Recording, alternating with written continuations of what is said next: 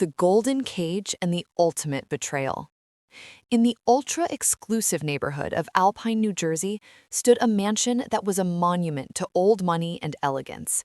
This was the home of Evelyn Vance, a woman whose grace was as timeless as the antique furniture she cherished.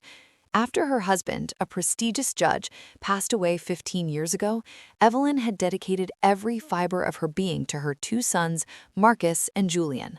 Marcus was a shark in the New York real estate market, while Julian was a high-profile fashion photographer. Evelyn had funded their lifestyles, their Ivy League educations, and even the seed money for their businesses. She lived for them, but to them, she was merely an aging bank account. One rainy evening, the sons arrived with a bottle of expensive wine, purchased, ironically, with money from the joint account Evelyn still funded. "Mom," Marcus began, his voice smooth like silk. "The market is shifting. I have a chance to acquire a block in Manhattan, but I need collateral for the bridge loan. If you just sign over the deed to this house for 6 months, we'll be billionaires. You'll never have to worry again."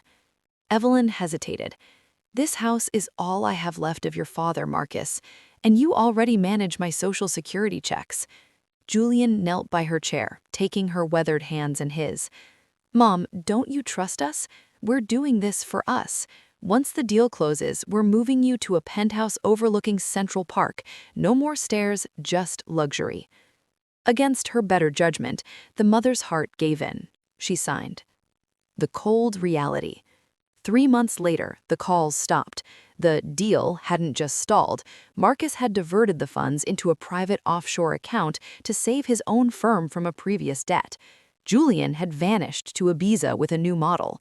One Tuesday morning, the doorbell didn't ring, it was pounded upon. Sheriff's deputies stood there with an eviction notice. The house had been foreclosed. Evelyn called Marcus frantically. "The number you have reached is no longer in service," the robotic voice echoed in her ear. She managed to reach Julian. His response was chilling. "Mom, look, it's a business complication. Marcus handled the paperwork. I'm in the middle of a shoot. Maybe check into a state-run senior facility? They have beds and meals. I'll call you in a year when things settle." Evelyn stood on the sidewalk with a single trunk, watching the gates of her life's work close. She realized then that her sons didn't just want her money, they wanted her gone so she wouldn't be a burden to their reputations. Chapter 2. The Phoenix Rises from the Dust. Evelyn moved to a cramped, drafty studio in a forgotten corner of Brooklyn. For weeks, she lived on tea and crackers. Her sons had even blocked her access to her own Social Security card. She was invisible, a ghost in the city she once helped build. One night, driven by hunger, she spotted a discarded, tarnished lamp in a dumpster. Her father had been a restorer of fine arts, and she had inherited his eye. She lugged the lamp home.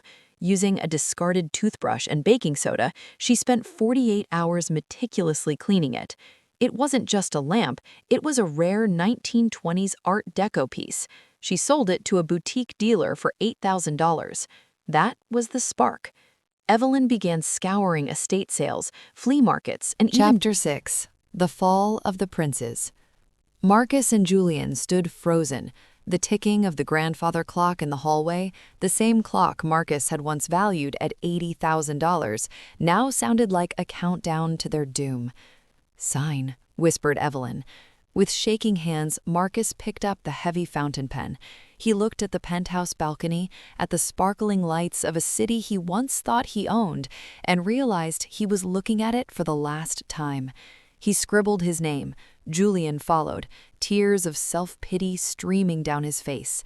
"Now," Evelyn said, standing up, "the butler will show you to the service elevator.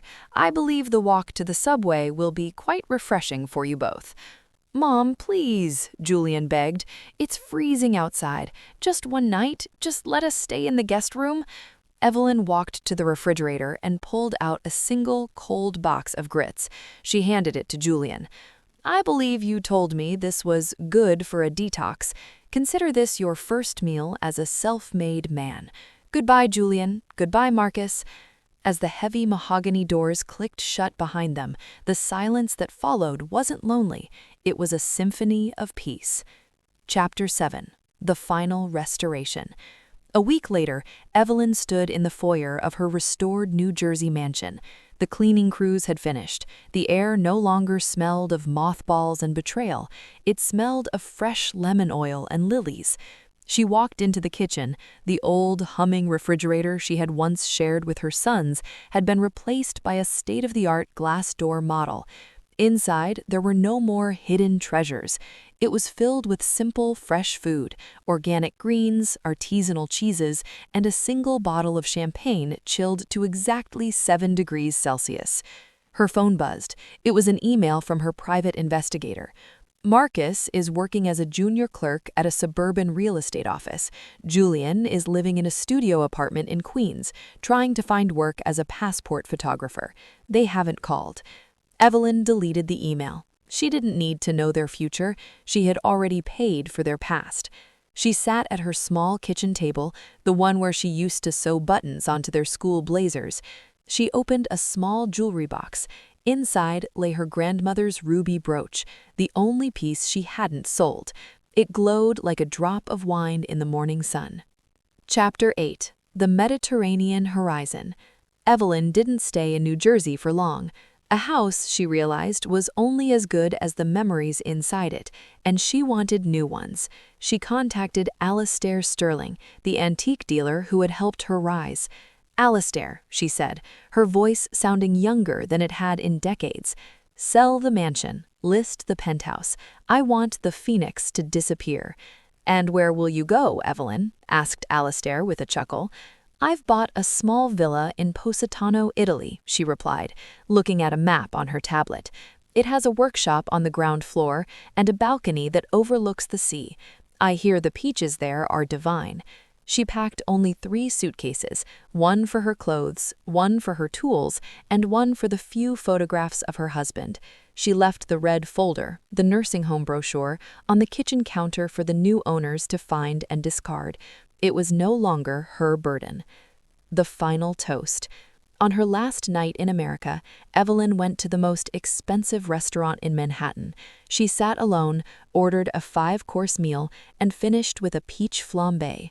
As she walked out into the crisp New York air, she saw a homeless man huddled near the subway entrance. She reached into her silk purse, pulled out a stack of $100 bills, the last of the cash she had kept for emergencies, and placed it in his cup. "Enjoy your dinner," she whispered. The man looked up, stunned.